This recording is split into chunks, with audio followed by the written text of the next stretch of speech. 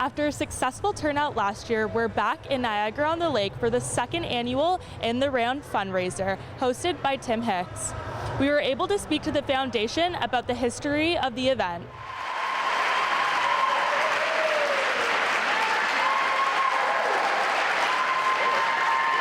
When it started by accident, I kind of knew Amanda Hicks, and I knew who her husband was, and I reached out and said, look, he might be too famous to talk to me, but if he is, could he maybe steer me to someone who's, famous, less famous that I could talk to, because I want to do this fundraiser event.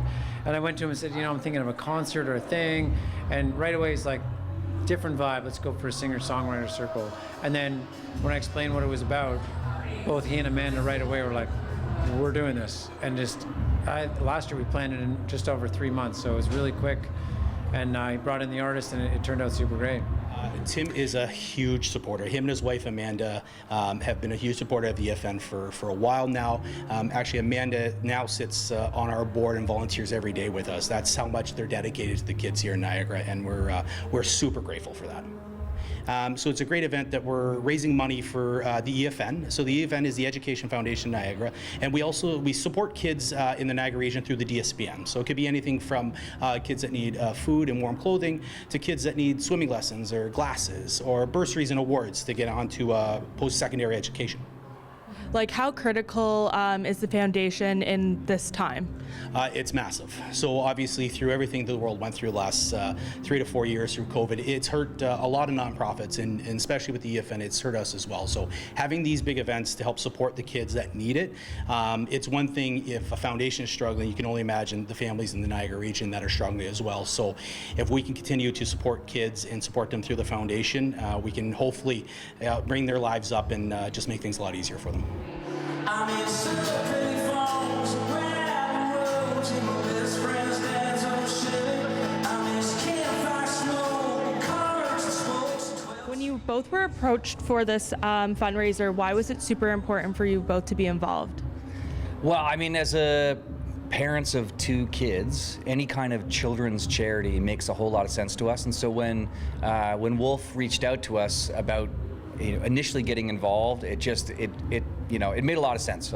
Is there a better way to say it than that? No, I think that's fair. Yeah. And I've worked a long time in family health, and so to nurture kids that have needs so that they can participate fully in education, we know that can change their outcomes. Yeah. In our community, this is stuff that's happening in Niagara, and if we can make a difference in one way or another, then it's something we want to be involved in. Yeah, I mean, the need is high. So I think last year over $200,000 in student financial need were requested and distributed. And this fundraiser is the Education Foundation of Niagara's largest fundraising event. So it's really critical to keep that going. Yeah, and when we say $200,000 in financial need, that means like boots on feet, groceries in cupboards, winter coats on bodies. Like, these are basic necessities of life that kids in our community have a need for. So if there's an opportunity to raise some money to mitigate that need, that's really important to us. And can you tell us how you got the other artists to come out tonight? Yeah, I begged the friends of mine. I begged them. Yeah, I'm like, please come down and do this. Yeah, it's a growing thing, and I think that the success of last year made it easier to call in favors with friends of mine, because literally I'm just texting friends and calling friends of mine and asking, like, is this something you would come and do, And the thing about the way that we set it up, the songwriters round, or in the round as we're calling it, is a whole lot of fun as an artist and as a songwriter to do. So it's not a huge ask, although there is some travel involved. Like, for instance, Alan Frew lives in Italy now, and so he flew over to do this gig for us. And he's also playing with Glass Tiger at Casino Rama tomorrow night. Check it out. But in the meantime, we've got him tonight, and we're super pumped about it.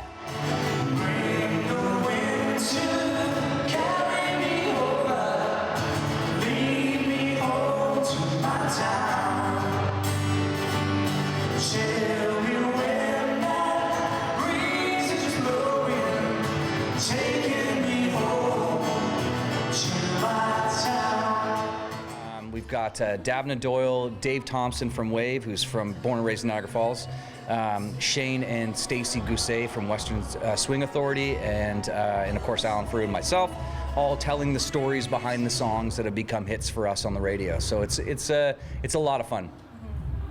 So Stronger Beer is one of my personal favorites from you. So maybe can you give us a sneak peek as to what you plan on playing tonight? Yeah, I mean, at this point it doesn't matter. I'll just tell you, it's up in the air, so I'm going to call an audible. But my current plan is to play Talk to Time, which is a song I didn't write. So I'm sort of bending the rules of the songwriters around. But it's a song that I love to sing, and it has a great message and a great story of how it got to me, and I'm going to tell that tonight. If I could talk to time, I'd say why you always find. You say you're on my side, but you ain't no friend of mine. Turn your second chances, don't have looking back. Blame it all on you, but it's me who's losing track. Can't go anywhere without playing Stronger Beer. Everyone's waiting for it. People will riot in the building if I don't play Stronger Beer. So it's pretty much a guarantee when you come to see me play, I'm going to play it. Speaking of new songs, you have a big tour coming up, a couple new singles that have just come out. Can you speak to that? Yeah, absolutely. So we have these things now in the music business called gap singles, and what that means is a song that comes out that services digital streaming platforms like Spotify and Apple Music and Amazon Music and YouTube Music, but also it's just for my fans. It doesn't go to radio.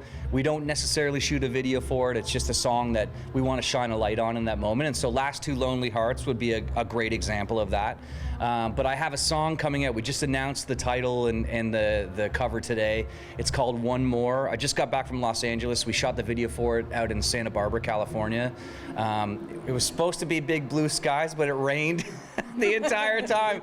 So we had to kind of pivot, but I think the video is going to turn out great, and I love the song. It's got a great message, and it's just about kind of just being thankful for what you have and the little things in life, and not being so caught up in, what you don't have and what you need and what you gotta get out there and buy. It's just about appreciating one more sunset, one more sunrise, and that's really all it's about.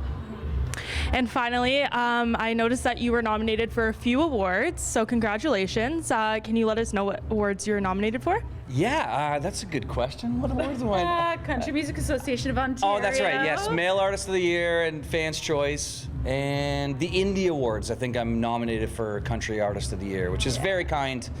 I try my best not to get caught up in these things, but it is always nice to be nominated by your peers. And I sort of use that as a signpost to say I'm headed down the right road. So we'll just keep heading down that road, right? Yeah.